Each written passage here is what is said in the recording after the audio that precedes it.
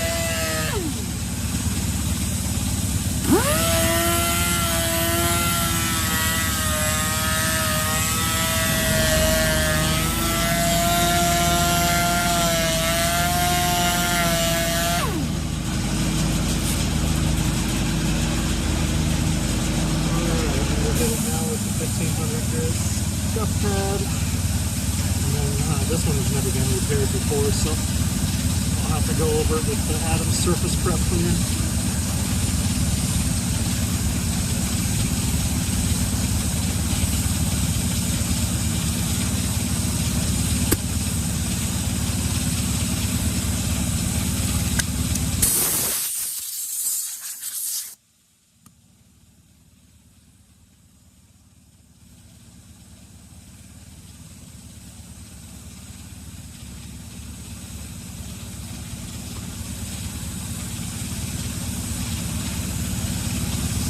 Surface prep spray on the used scuff pad.